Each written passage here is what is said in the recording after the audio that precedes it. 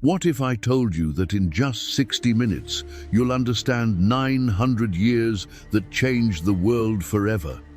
From a single man in a desert cave to an empire spanning 3 continents. From 0 followers to over 1 billion believers today. This is the complete story of Islam, and it's more incredible than you ever imagined. You're about to discover the rise, the golden age, and the trials of one of history's greatest civilizations. This isn't just history, this is the story of faith, conquest, science, and human achievement on an unprecedented scale. Let me take you back to the year 570 CE. The Arabian Peninsula was a harsh, unforgiving desert. Powerful empires surrounded it, the Byzantines to the north, the Persians to the east. But Arabia itself? It was fractured, tribal, and forgotten by the great powers of the world. Yet from this forgotten land, a revolution was about to begin that would reshape human history forever. Part 1. The birth of Islam. In the city of Mecca, a child was born who would change everything. His name was Muhammad ibn Abdullah, but his start in life was tragic. His father died before he was born. His mother died when he was just 6 years old. He was raised by his grandfather, then by his uncle Abu Talib. Muhammad grew up as an orphan in a society that worshipped hundreds of idols, where the strong oppressed the weak and where tribal loyalty meant everything. But Muhammad was different. Even as a young man, he was known for his honesty and integrity. People called him Al-Amin, the trustworthy one. He worked as a merchant and gained a reputation for fairness in business. At age 25, he married Khadija, a wealthy widow, 15 years his senior. She would become his greatest supporter, his confidant, and the first person to believe in his message. For years, Muhammad lived a quiet life, but something troubled him deeply. He watched his society with growing concern, the inequality, the idol worship, the burying of baby girls alive, the endless tribal warfare. He would retreat to a cave called Hira on Mount Nur, spending days in meditation and contemplation, seeking answers to life's biggest questions. Then, in the year 610 CE, when Muhammad was 40 years old, something extraordinary happened. While meditating in the cave of Hira during the month of Ramadan, he received his first revelation. The angel Jibril, known in English as Gabriel, appeared before him with a command, "Iqra," read or recite. Muhammad was terrified. "I cannot read," he said. He wasn't literate. But the angel embraced him tightly 3 times, and each time repeated the command. Then came the words that would become the first verses of the Quran. "Read in the name of your Lord who created man from a clinging substance. Read, and your Lord is the most generous, who taught by the pen, taught man that which he knew not." Muhammad rushed home, shaking, terrified, covered in sweat. Cover me," he told Khadija. And this remarkable woman, instead of doubting him or dismissing his experience, believed him immediately. She became the first Muslim, the first follower of Islam. She took him to her cousin Waraka ibn Nawfal, a Christian scholar, who confirmed that Muhammad had indeed received divine revelation, just like the prophets before him. The revelations continued over the next 23 years. The message was clear and revolutionary. There is only one God, Allah. Muhammad is his messenger. All people are equal before God. The rich must care for the poor. Women have rights. Justice must prevail. The day of judgment is coming, and every soul will be held accountable for their deeds. Part 2. The early struggles. For the first 3 years, Muhammad preached quietly, sharing the message only with close friends and family. His wife Khadija believed. His cousin Ali, just a boy, believed. His close friend Abu Bakr, a respected merchant, believed. His adopted son Zaid believed. Slowly, a small community formed. They would meet secretly, praying to the one God in a city filled with 360 idols. Then God commanded Muhammad to go public, and that's when everything changed. The leaders of Mecca were furious. And it wasn't just about religion. Think about it. Mecca's entire economy depended on the Kaaba, the sacred house that held all those idols. Tribes would come from across Arabia to worship their gods and trade. If Muhammad succeeded in convincing people there was only one God, the idol business would collapse. The pilgrimages would end. Mecca's power and wealth would evaporate. So they fought back, hard. The persecution began slowly. Insults and mockery. They called Muhammad a madman, a poet, a sorcerer. They threw garbage at him while he prayed. They spread lies about him. But Muhammad continued preaching, and more people started believing. That's when the persecution turned violent. The early Muslims were tortured brutally. Bilal, an African slave, was dragged to the desert sand under the burning sun. His master placed a massive rock on his chest and demanded he renounce Islam. Through his agony, Bilal repeated just one word: Ahad, Ahad, one, affirming his faith in the one God. Abu Bakr eventually bought Bilal's freedom, and Bilal would later become the first person to give the call to prayer in Islam. The family of Yasir were among the first martyrs. Yasir and his wife Sumayya, along with their son Ammar, were tortured for their faith. Sumayya was killed by Abu Jahl, one of Islam's fiercest enemies, who stabbed her with a spear. She became the first martyr in Islam. Muhammad could only watch helplessly and tell them, "Patience, family of Yasir, for your promised meeting is paradise." The Muslims were boycotted. For 3 years, the clan of Banu Hashim, Muhammad's tribe, was isolated. No one could trade with them, marry them, or interact with them. They were starved and suffered tremendously. People could hear the cries of hungry children from outside the valley where they were confined. Then came the year of sorrow, 619 CE. Muhammad lost his greatest supporters. His beloved wife Khadija died. She had been his rock, his supporter for 25 years.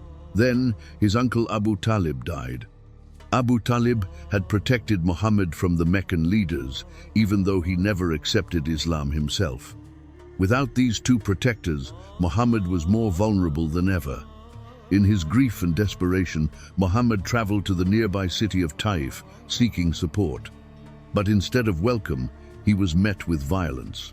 The people of Taif set their children and slaves upon him, pelting him with stones until his feet bled. His shoes filled with blood. Humiliated and injured, he took shelter in a garden. There, he made a prayer that shows his incredible character. "O Allah, if you are not angry with me, then I do not care what happens to me, but your protection would be easier for me." But then, something miraculous happened. The night journey and ascension, known as Isra and Miraj. One night, Muhammad was transported from Mecca to Jerusalem to the Al-Aqsa Mosque. From there, he ascended through the 7 heavens, meeting the prophets who came before him: Adam, Jesus, Moses, Abraham, and others. He was brought into the presence of Allah, where the 5 daily prayers were prescribed. This journey strengthened Muhammad and gave him hope during his darkest hour. Meanwhile, Islam was spreading beyond Mecca. Some Muslims had already emigrated to Abyssinia, modern-day Ethiopia, where the Christian king gave them protection. And in a city to the north called Yathrib, people were listening to Muhammad's message with interest. Representatives from Yathrib came to Mecca during the pilgrimage season. They met Muhammad secretly and were impressed by his message and character. These meetings, known as the Pledges of Aqaba, were turning points. The people of Yathrib invited Muhammad and his followers to their city, promising to protect them. In 622 CE, Muhammad made a decision that would change history: the Hijra, the migration to Yathrib, which would be renamed Medina, meaning the city. This wasn't a retreat or an escape. This was a strategic move that would transform Islam from a persecuted minority into a thriving community. The Meccans tried to stop it. They plotted to assassinate Muhammad. In a plan worthy of a thriller, representatives from different tribes would simultaneously stab him, making it impossible for his clan to seek revenge against just one tribe. But Muhammad was warned of the plot. On the night of the assassination attempt, Muhammad had his cousin Ali sleep in his bed while he escaped. The assassins surrounded the house, but when they broke in, they found Ali, not Muhammad. Muhammad and his companion Abu Bakr hid in a cave called Tar for 3 days, while Meccan search parties hunted them.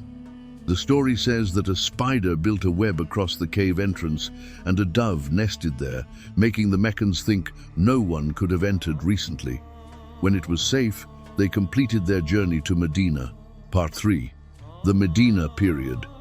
The arrival in Medina marks the beginning of the Islamic calendar. Every Islamic date is measured from this hijrah. Why?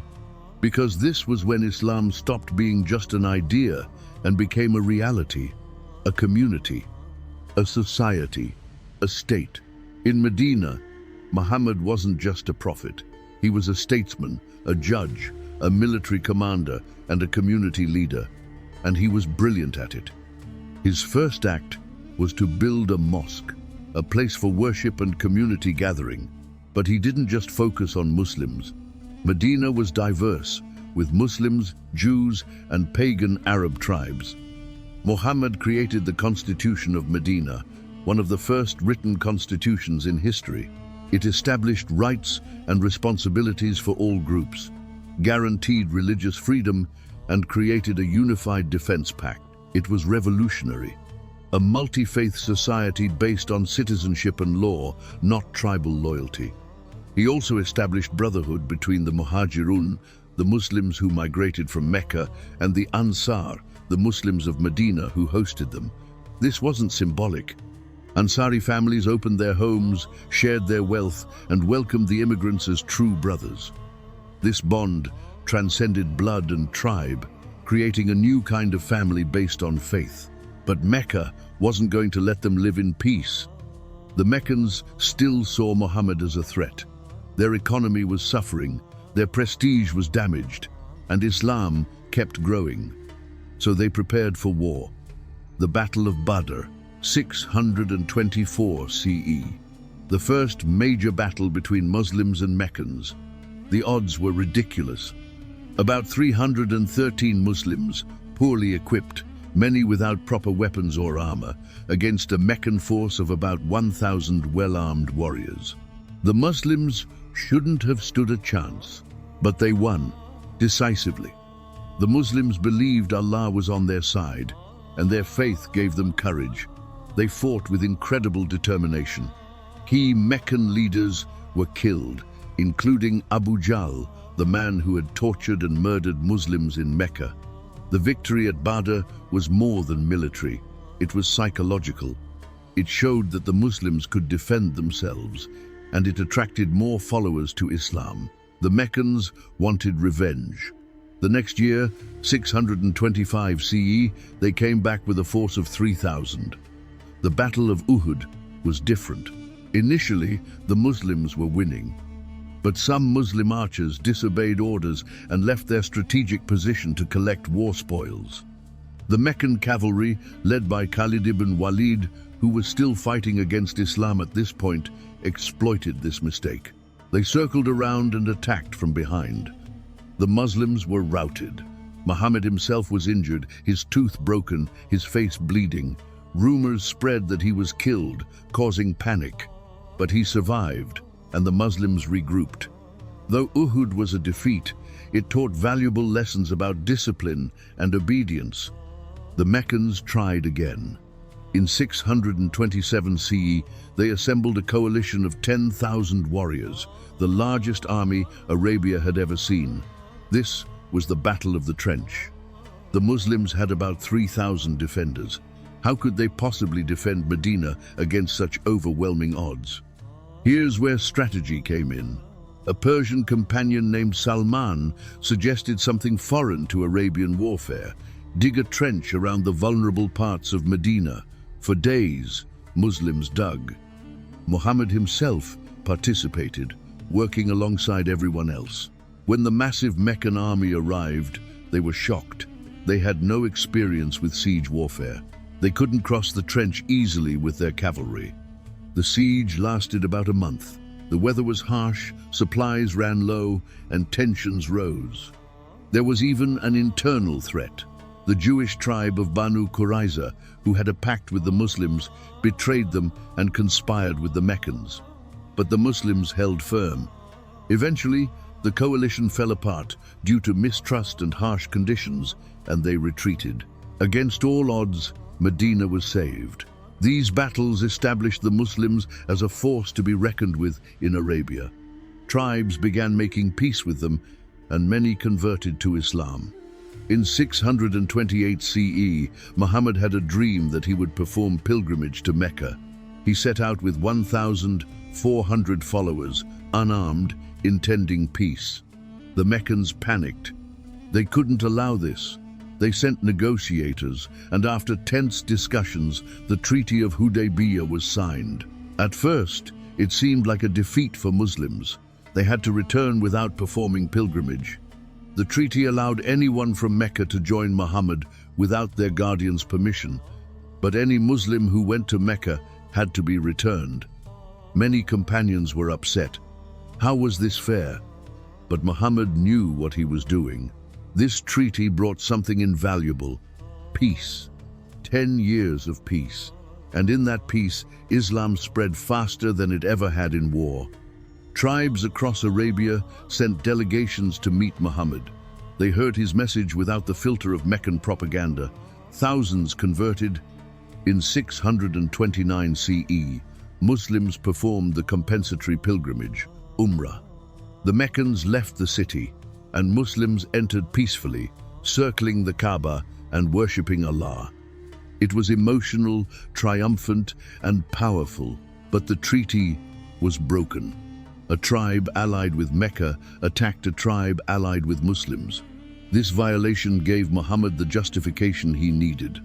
In 630 CE, just 8 years after fleeing Mecca as a persecuted refugee, Muhammad returned with 10,000 followers, not to fight, but to liberate. The conquest of Mecca was almost bloodless.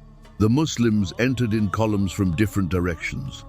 The sheer size of the army convinced most Meccans that resistance was futile. The city that had tortured, expelled, and fought the Muslims for over 20 years now lay before them. What would Muhammad do? Revenge? Massacre? Enslavement? That's what victorious armies did in that era. Instead, Muhammad granted a general amnesty. He stood before the Kaaba and asked the gathered Meccans, "What do you think I will do with you?" They replied, "You are a noble brother, son of a noble brother." Muhammad said, "Go, you are free. No revenge, no retribution, just forgiveness."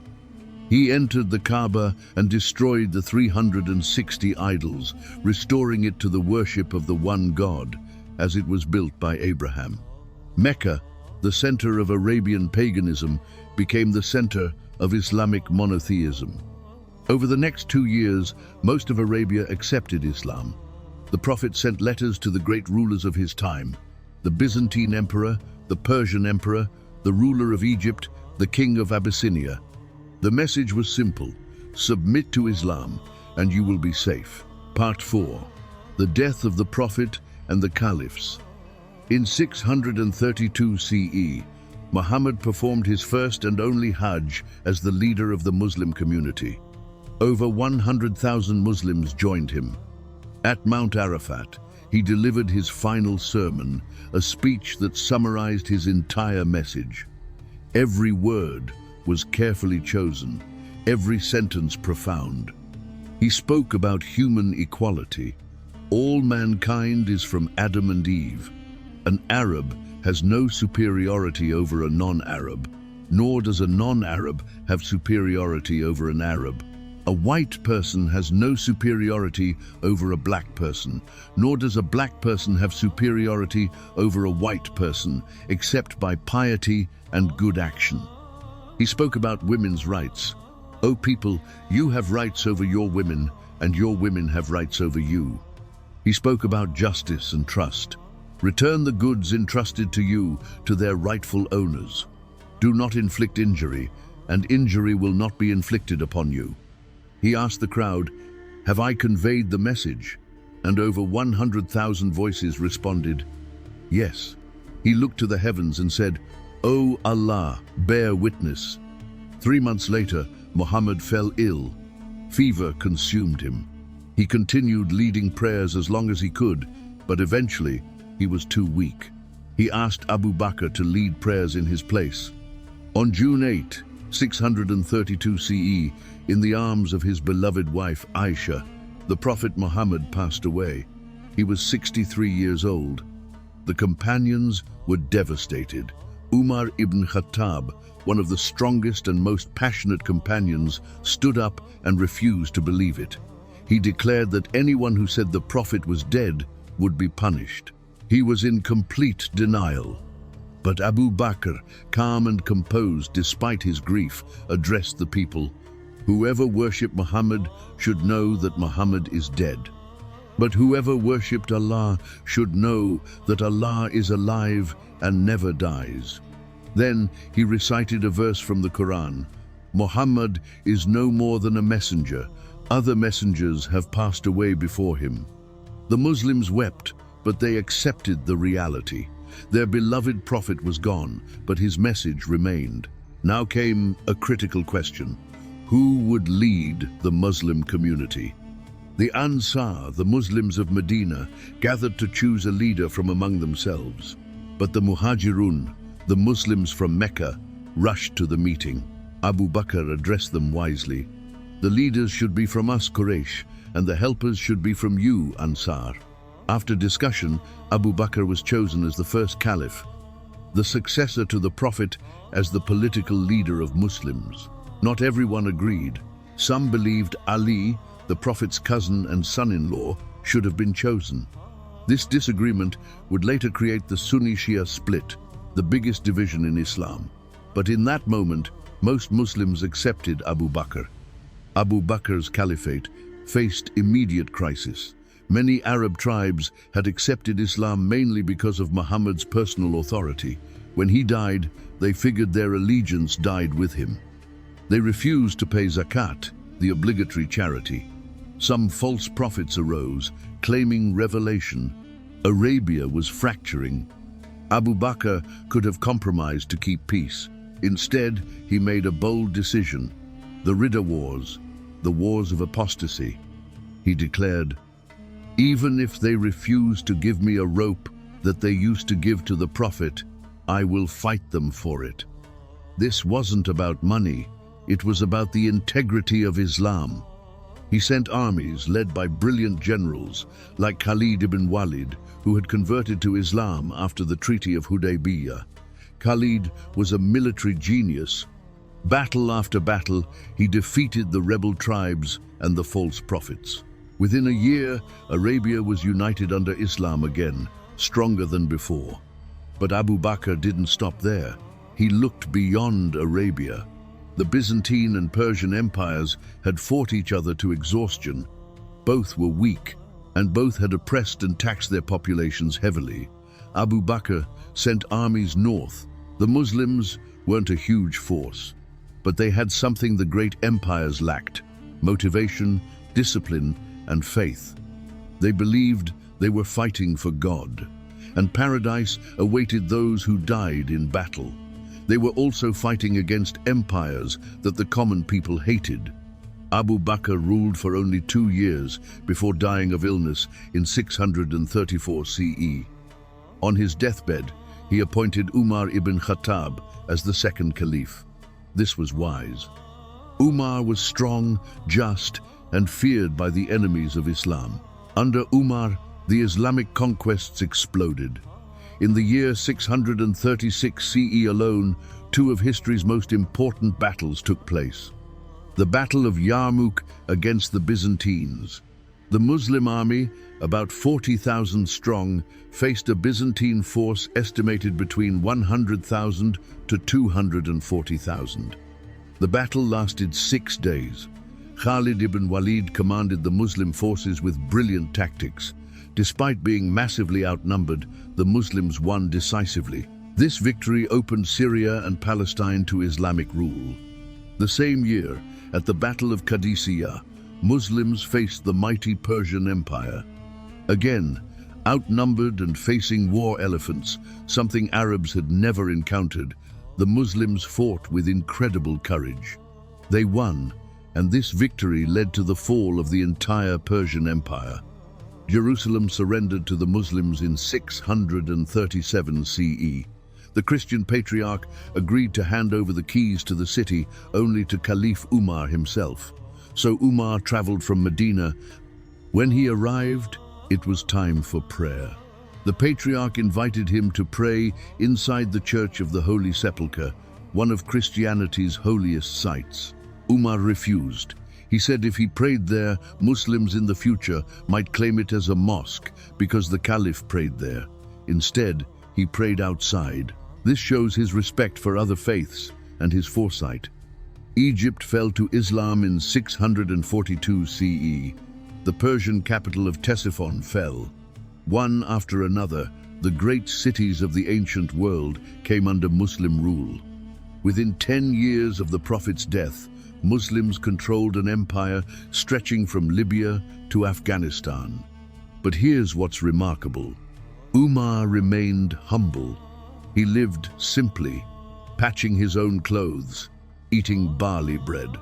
Once, a caravan arrived with luxury goods. Umar's wife suggested he take some. He refused, saying he was just a servant of the people. When he walked the streets at night to check on his people's welfare, he carried a bag of food on his back to give to the needy. He established the principles of Islamic governance. He created the Diwan, a government register system for soldiers and citizens. He established the Islamic calendar, starting from the Hijra. He organized the judicial system. He created stipends for the poor and the converts. Under his rule, non-Muslims were protected and allowed to practice their faiths, paying jizya tax instead of zakat. In 644 CE, Umar was assassinated while leading prayer by a Persian slave who had a personal grudge. Before dying, Umar appointed a council of 6 senior companions to choose the next caliph. They chose Uthman ibn Affan, a wealthy and generous man who had supported Islam from the very beginning. He was elderly, gentle, and pious. Uthman continued the expansions. North Africa, Cyprus, and parts of Central Asia came under Islamic rule. His greatest achievement was compiling the Quran into one standardized text to prevent variations, ensuring that Muslims everywhere would recite the exact same words. But Uthman's caliphate saw growing internal problems. He appointed many relatives to positions of power, which created accusations of nepotism. Corruption crept into some provinces. Different groups had grievances. Rebels from Egypt, Iraq, and elsewhere marched to Medina demanding his resignation. Uthman refused to step down or use force against Muslims. In 656 CE, rebels broke into his house while he was reading the Quran and murdered him. He was 82 years old. His blood stained the pages of the Quran he was reading, and that Quran is still preserved today in museums. Part 5. Ali's Caliphate and the First Civil War. After Uthman's murder, the companions chose Ali ibn Abi Talib as the 4th caliph. Finally, the Prophet's cousin, son-in-law, and one of the earliest believers would lead the Muslim community. Ali was known for his piety, his knowledge, his courage in battle, and his commitment to justice. But his caliphate began under a dark cloud. Uthman's murder was unavenged. Many Muslims, especially Uthman's relatives in the powerful Umayyad clan, demanded that Ali punish the killers immediately. But Ali faced a dilemma. The killers were mixed among different groups, and some were powerful figures. Moving hastily could trigger more violence. Ali wanted to stabilize the situation first, then investigate and bring justice. This delay cost him dearly. Aisha, the Prophet's beloved widow, along with two senior companions, Talha and Zubair, opposed Ali's approach. They marched with an army to Basra, demanding immediate justice for Uthman. In 656 CE, the Battle of the Camel took place, named because Aisha commanded from atop a camel during the battle. Muslims fought Muslims for the first time since the Prophet's death. Thousands died. Eventually, Ali's forces won. Talha and Zubair were killed. Aisha was treated with honor and respect by Ali and sent back to Medina safely. But the damage was done. The unity of the Muslim community was shattered. An even greater challenge awaited. Muawiyah ibn Abi Sufyan, the governor of Syria and Uthman's cousin, also refused to acknowledge Ali's caliphate until Uthman's killers were punished. Muawiyah was brilliant, ambitious, and commanded the loyalty of the Syrian army, one of the most powerful military forces in the Islamic Empire. In 657 CE, Ali's army met Muawiyah's army at Siffin, near the Euphrates River. For months, they skirmished. Then came a massive battle. Ali's forces were winning. Muawiyah's situation looked desperate. Then, Muawiyah's advisor, Amr ibn al-Az, a cunning strategist, came up with a plan. He ordered the Syrian soldiers to raise copies of the Quran on their spears and call for arbitration. "Let the Quran decide between us," they shouted. It was a brilliant psychological move. How could Muslims continue fighting when the Quran was being raised? Many in Ali's army, particularly the devout Quran reciters, demanded that Ali accept arbitration. Ali suspected it was a trick, but he was pressured into agreeing. The arbitration was a disaster for Ali. The details are complex and disputed, but the outcome was clear. Ali's political position was weakened, while Muawiyah's strengthened. But that wasn't the worst of it. A group within Ali's own army, called the Khawarij, meaning those who went out, rejected the arbitration entirely.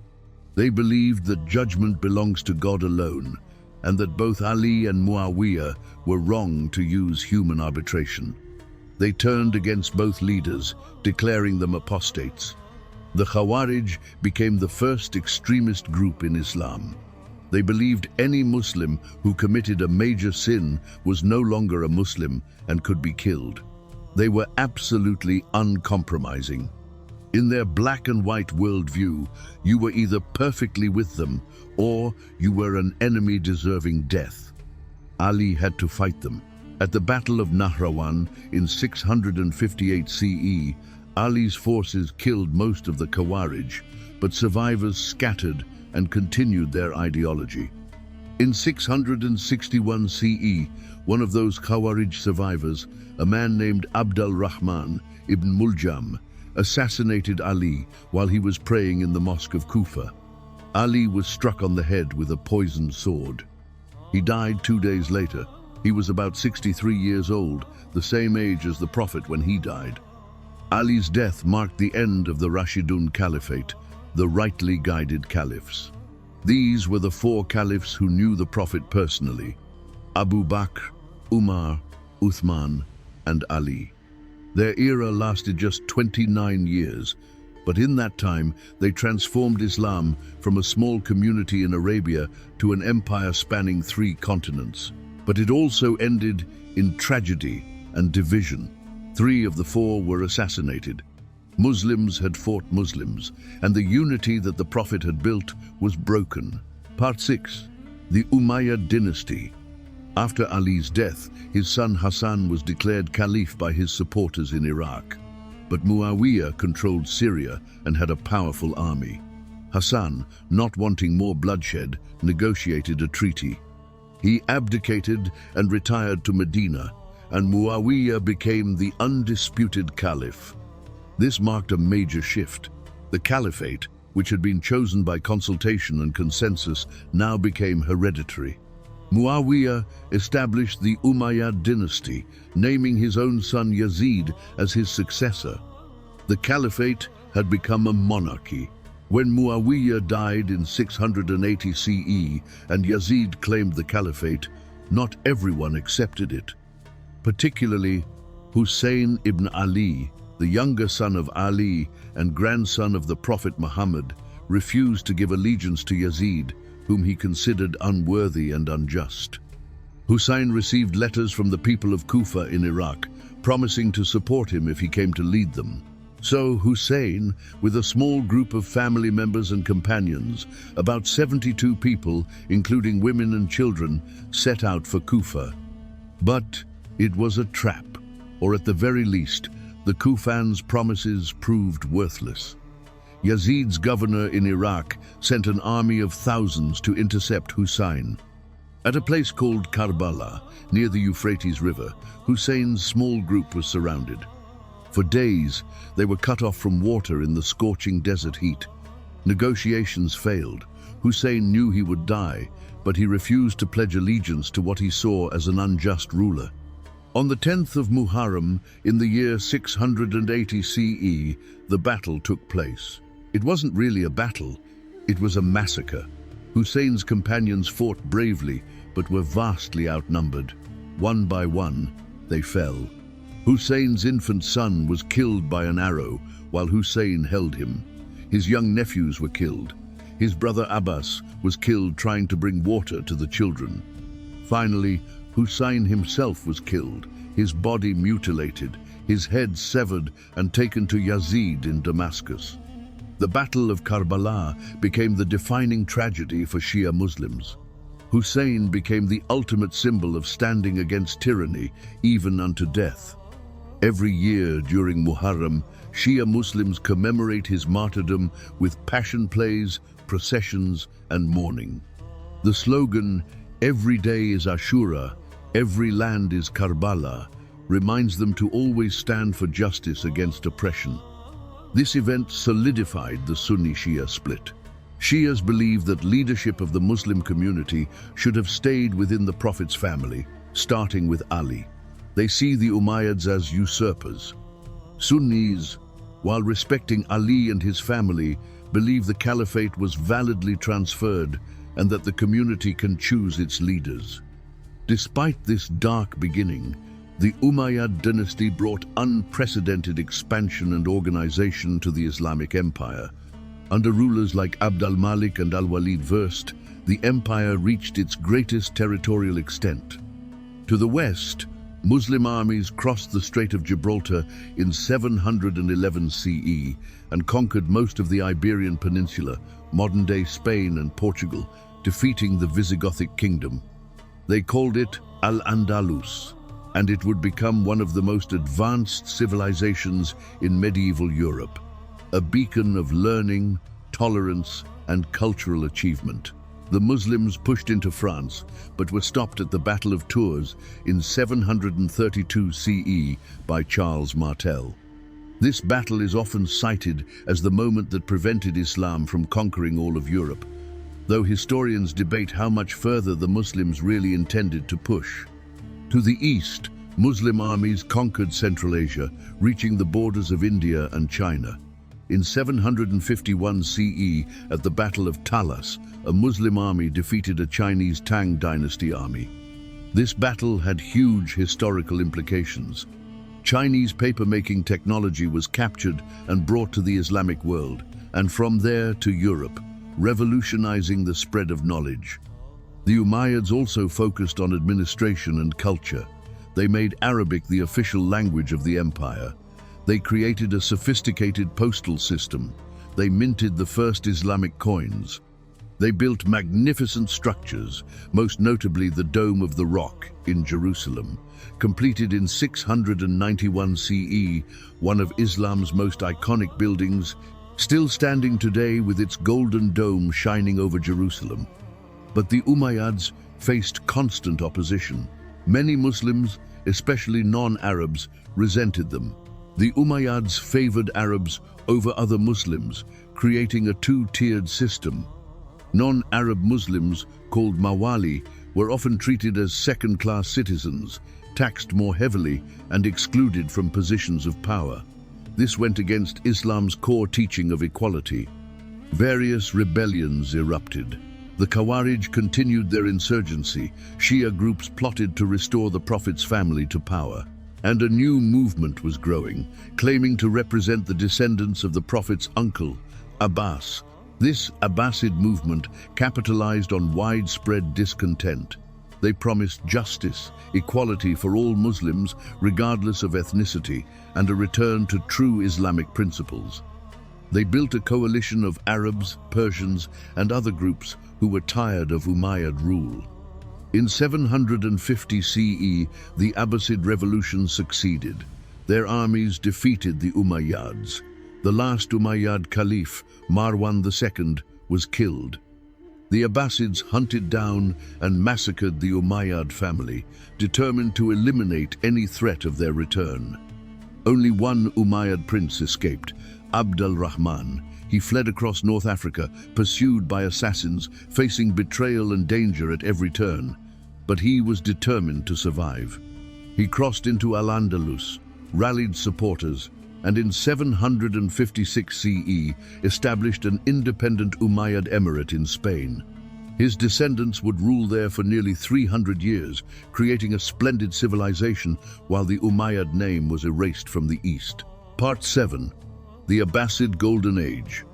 The Abbasid dynasty moved the capital from Damascus to a new city, Baghdad, founded in 762 CE by Caliph al-Mansur. The location was strategic, on the Tigris River, at the crossroads of trade routes connecting east and west. Baghdad would become the greatest city in the world for centuries. Under the Abbasids, Islamic civilization entered its golden age. This wasn't just about military conquest. This was about knowledge, culture, science, art, and philosophy. The Abbasids embraced the rich intellectual traditions of the lands they ruled, Greek, Persian, Indian, and others. The most famous Abbasid caliph was Harun al-Rashid, who ruled from 786 to 809 CE. He appears in the famous 1001 Night stories as a wise and just ruler. Under his rule, Baghdad became a center of learning and luxury. The House of Wisdom, Beit al-Hikmah, was established. This was a massive library and translation center where scholars from all religions and backgrounds worked together. Greek works by Aristotle, Plato, Euclid, and Ptolemy were translated into Arabic. Indian mathematical texts were translated. Persian literature was preserved. This wasn't just translation. Scholars added their own commentaries, corrections, and original ideas. They weren't just preserving ancient knowledge, they were advancing it. Let me tell you about some of the incredible Muslim scholars of this era. Al-Khwarizmi, a Persian mathematician, wrote books on algebra and algorithms. In fact, the word algebra comes from his book Al-Jabr, and the word algorithm comes from his name. He introduced Hindu-Arabic numerals to the Islamic world and eventually to Europe, revolutionizing mathematics. Imagine trying to do complex math with Roman numerals. Al-Khwarizmi's work made modern mathematics possible. Ibn al-Haytham, known in the West as Al-Hazan, was a pioneer in optics. He explained how vision works, showing that we see because light reflects off objects and enters our eyes, not because our eyes emit rays, as the Greeks believed. He wrote the Book of Optics, which influenced European scientists for centuries.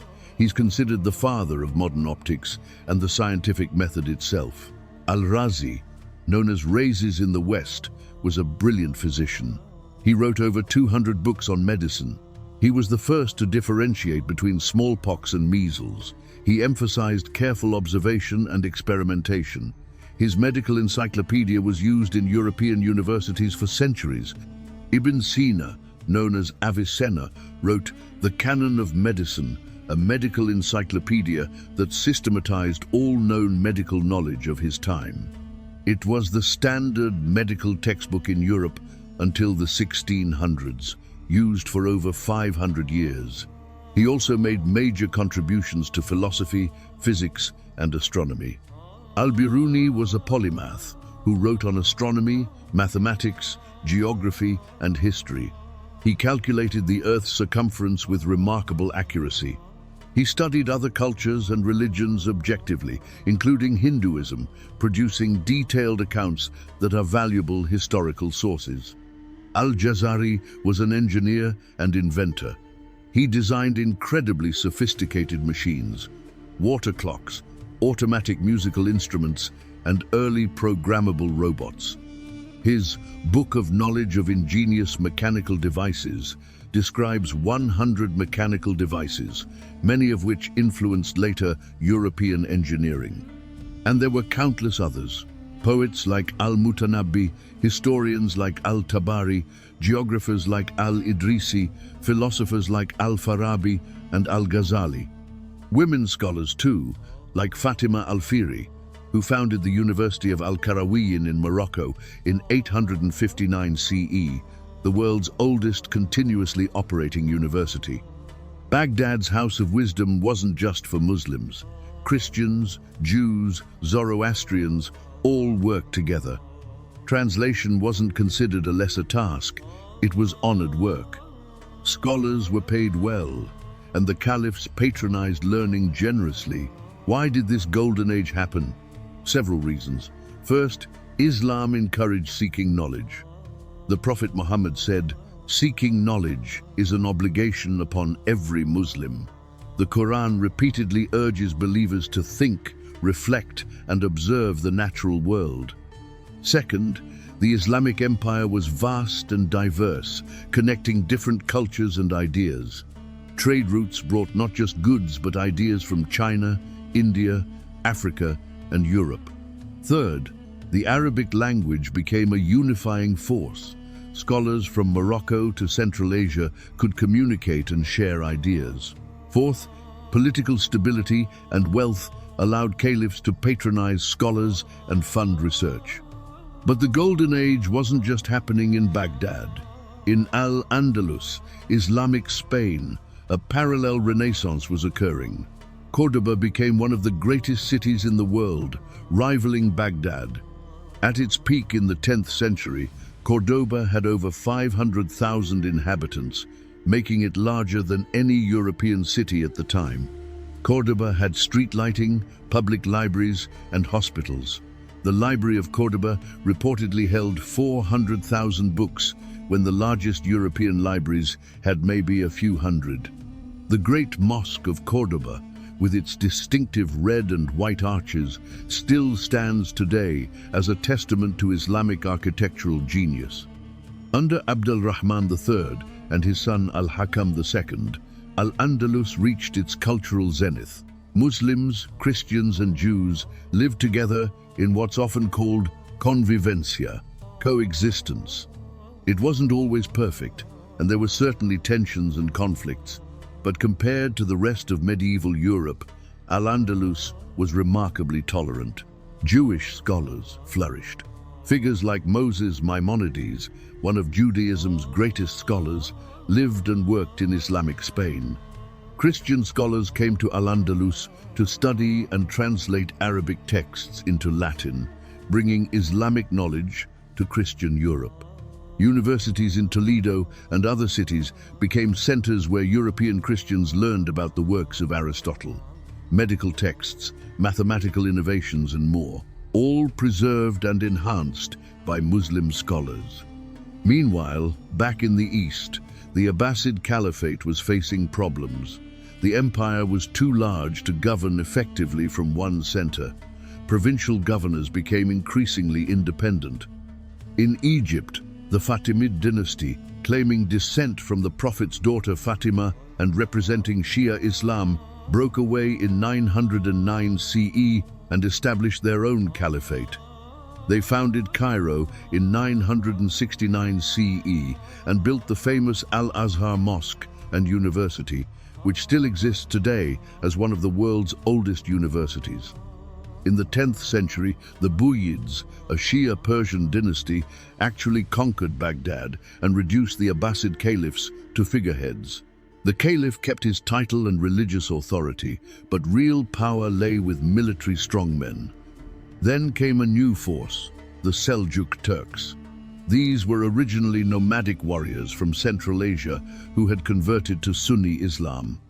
In 1055 CE, they took control of Baghdad, claiming to rescue the Sunni caliphate from Shia domination. The Seljuks became the real power, while the Abbasid Caliph remained a symbolic religious figurehead. The Seljuks expanded rapidly, conquering Persia, Iraq, and Anatolia. In 1071 CE, at the Battle of Manzikert, the Seljuks defeated the Byzantine Empire decisively, opening Anatolia, modern Turkey, to Turkish settlement and Islamization. This Byzantine defeat had massive consequences. It weakened the Christian Byzantine Empire significantly and would eventually lead to Byzantine appeals for help from Western Europe. That appeal would trigger the Crusades. Part 8. The Crusades.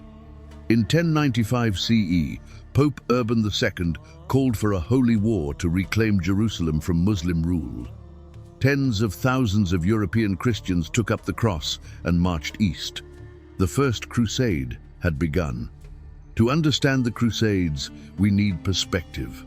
From the Muslim viewpoint, they had controlled Jerusalem for over 400 years. Christians and Jews lived there under Muslim rule, able to worship freely, paying taxes like any other subjects. Jerusalem was holy to Muslims too. It was the first direction of prayer and the site of the Prophet's night journey. The Crusaders saw it differently. They believed the Holy Land must be under Christian control. They were motivated by religious zeal, promises of forgiveness for sins, desire for land and wealth, and adventure. In 1099 CE, after a brutal campaign, the Crusaders captured Jerusalem. What followed was one of history's worst massacres. They slaughtered Muslims and Jews indiscriminately, men, women, and children.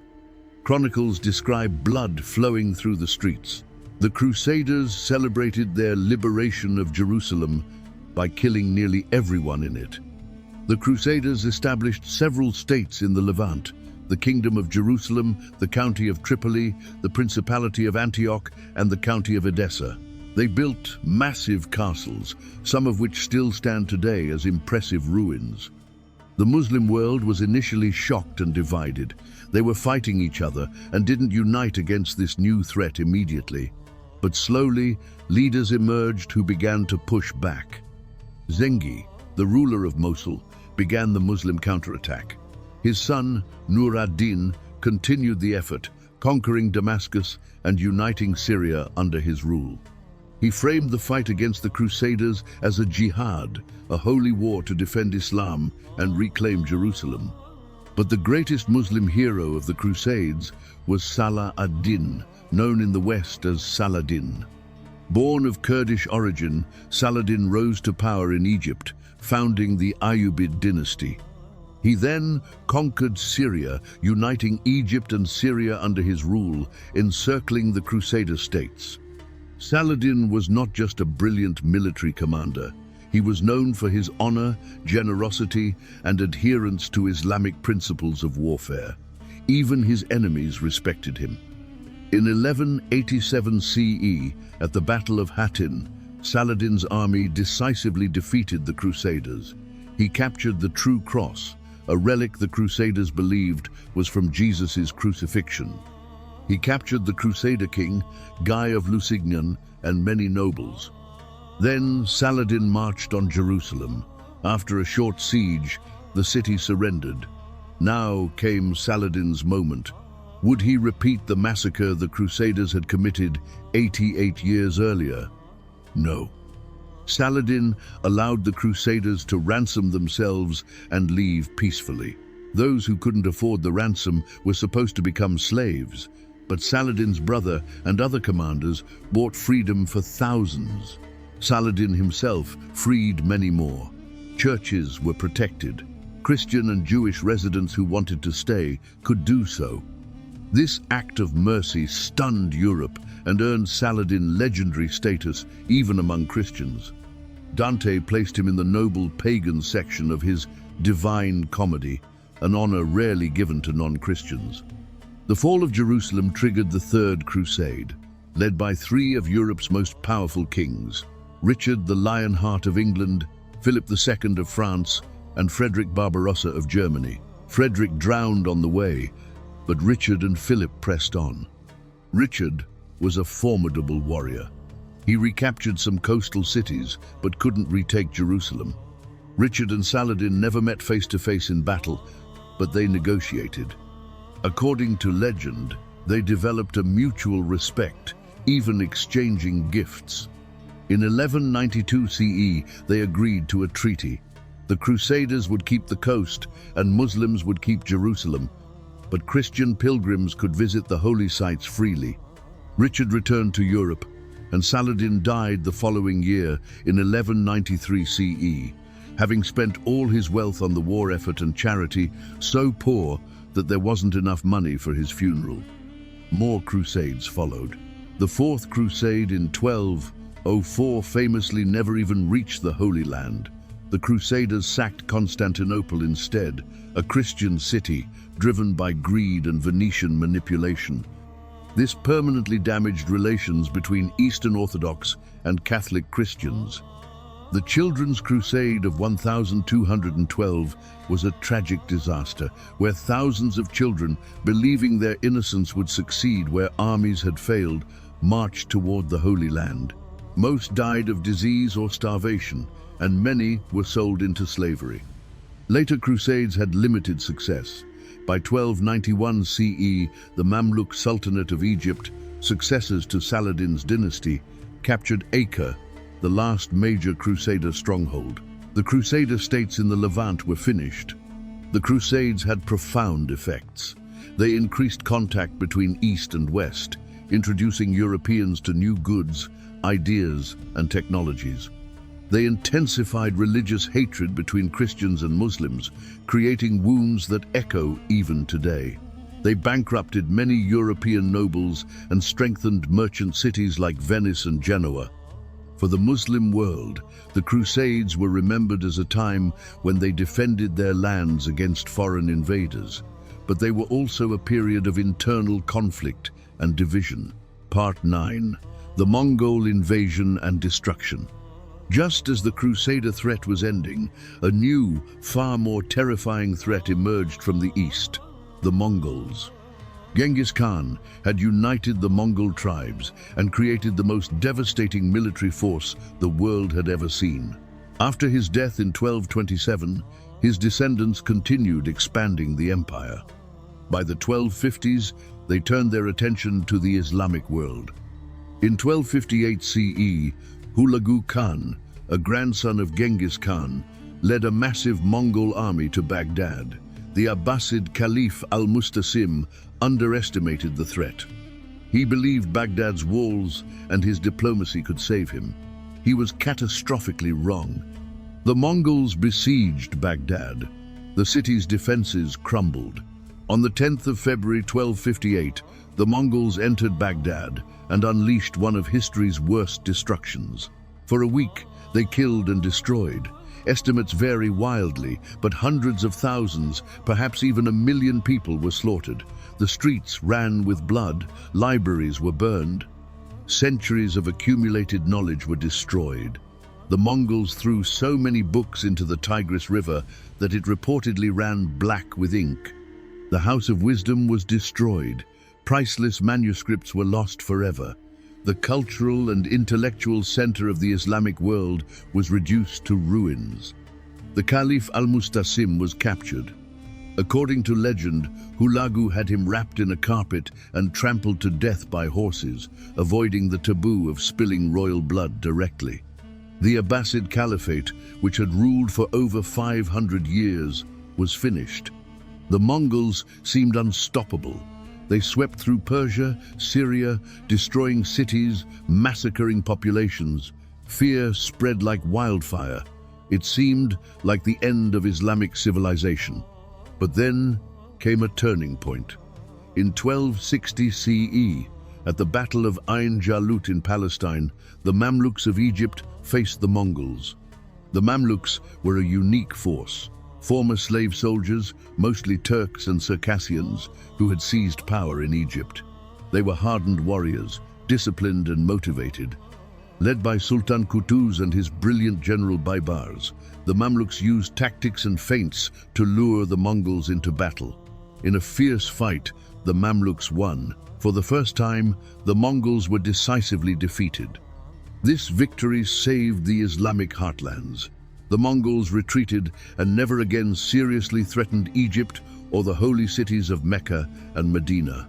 Baybars later became sultan and established Mamluk dominance.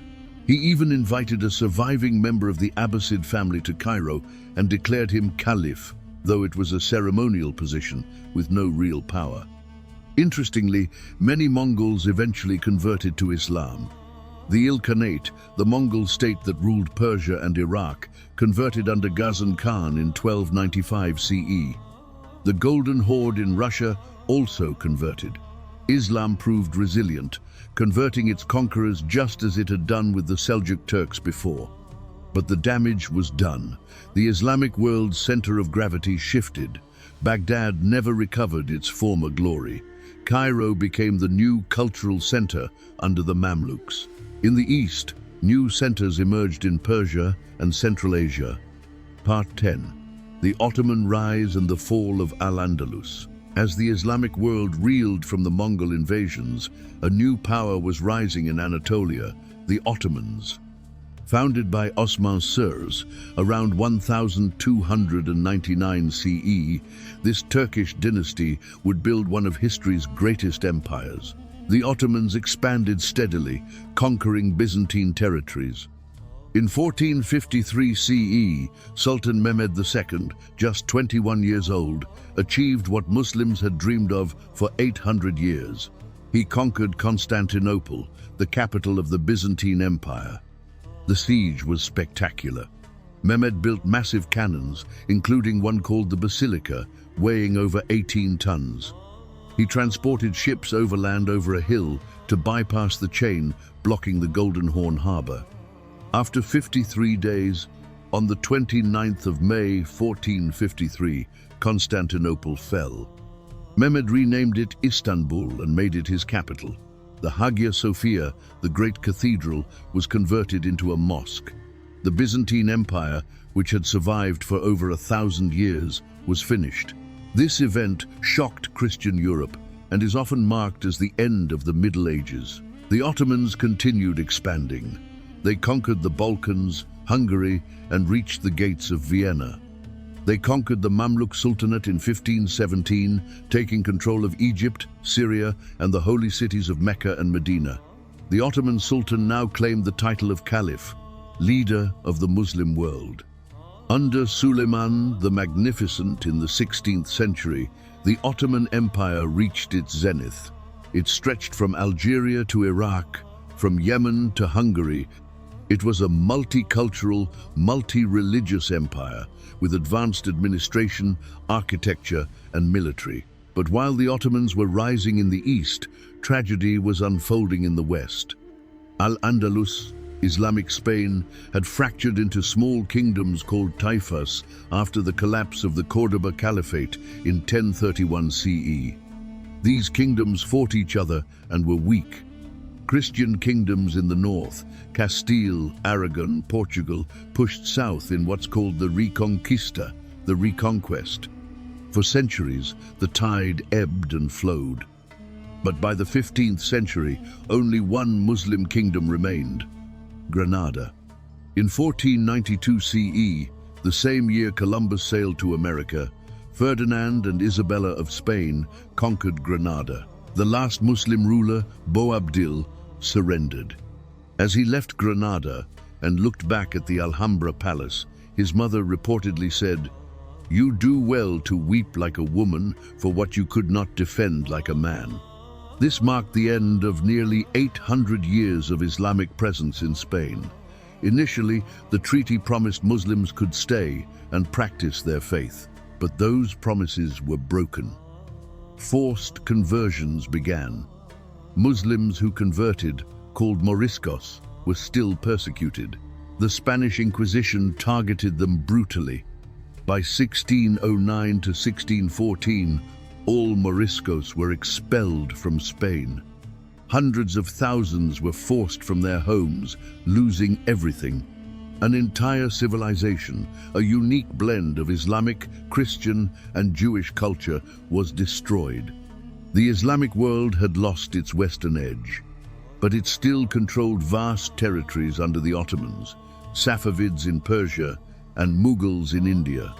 These three empires are often called the gunpowder empires because of their effective use of firearms and cannons. The Safavid Empire in Persia, founded in 1501, made Shia Islam the official religion, creating the strong Shia identity of Iran that persists today. The Mughal Empire in India, founded by Babur in 1526, created a magnificent culture, building monuments like the Taj Mahal and ruling over vast wealth and populations. These empires brought stability, culture, and prosperity to much of the Muslim world, but they also faced challenges: internal corruption, resistance to change, and the rise of European colonial powers. Conclusion.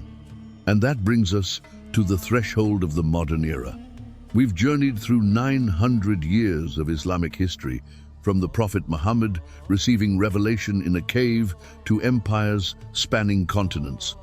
From civil wars and splits to golden ages of science and culture, from defending against Crusaders and Mongols to building architectural wonders.